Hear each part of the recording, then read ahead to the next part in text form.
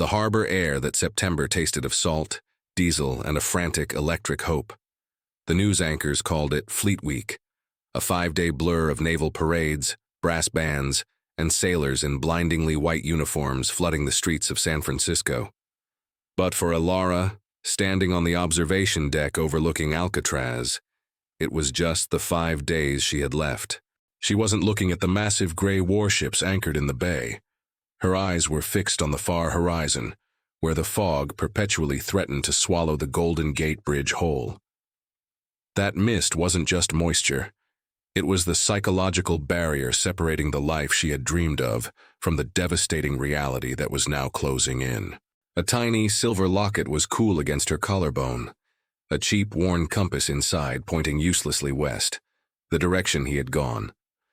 Ilara had a secret, one she hadn't even told her sister, a secret that made every minute of Fleet Week feel like the ticking of a doomsday clock. It wasn't just that her sailor, Lieutenant Elias Thorne, was late. It was the silence. The fleet was here. The thousands of men had poured into the city, but Elias was not among them. His ship, the USS Ares, was docked exactly where it was supposed to be.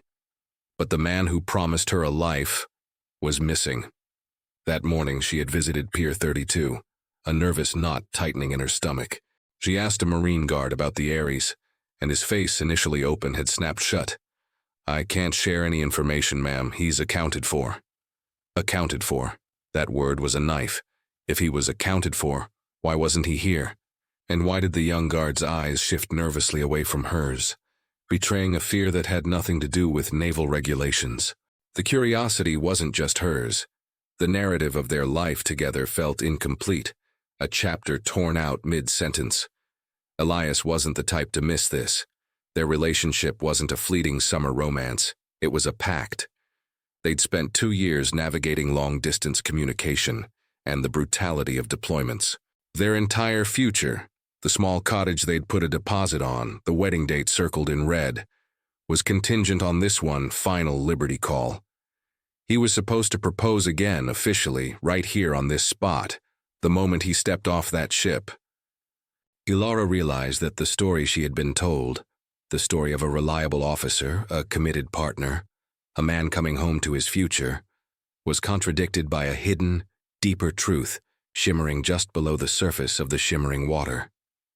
The Navy knew something. His closest friends on the ship knew something, and she was the last one standing on the shore, exposed and vulnerable, clutching a promise that felt increasingly like a phantom limb. She remembered their final call, weeks ago. His voice had been strained, layered with an unfamiliar urgency. "Ilara, if I don't see you, just remember this. Whatever happens, it was always the truth. Look for the last thing I gave you." The last thing he gave her was the locket, the tiny compass pointing nowhere useful. She twisted the delicate chain, the cryptic words echoing the ominous mood of the foggy bay. The question wasn't just, where is Elias? The real suspense was, what truth was he trying to protect her from? And why was the entire U.S. Navy pretending he was just delayed? She knew, with chilling certainty, that the answer lay not with the fleet, but in the shadows of the sea where the Ares had just sailed from. Her search had to start now, before the final warships weighed anchor. Ilara knew the Navy wouldn't help her, so she turned to the only person who might, Elias's close friend, Lieutenant Commander Ben Carter, who was stationed on a different frigate across the bay. It took a day of frantic calling, but she finally tracked him down at a bustling officer's reception. The moment Ben saw her, the forced cheerfulness of his Fleet Week demeanor evaporated. His guilt was a palpable thing. They found a quiet bench away from the sound of laughter and clinking glasses. Ilara simply held up the silver locket with the tiny compass. "Ben, he told me to look for the last thing he gave me. His ship is here, but he isn't. Don't tell me he's accounted for. Tell me the truth about the Ares." Ben looked at the compass, his eyes darkening with immediate recognition. He took a long, shaky breath and confessed that the Ares wasn't just on a routine patrol before Fleet Week. Their final mission was an extremely sensitive covert intelligence operation in the South Pacific, a zone near the Philippines, dealing with escalating tensions. Elias, as a communications officer, had been integral to the mission's security. About 3 weeks ago, during a transfer exercise, Elias was preparing to brief the captain on some encoded files. Ben whispered, the words heavy with unspoken meaning. He was on deck. Visibility was 0, and there was a heavy swell. He was gone. No alarm, no distress signal, just gone. Ben stopped short, his gaze haunted. The official report says lost at sea during heavy weather operations. But everyone on the Ares knows that's a lie. He wouldn't have just fallen.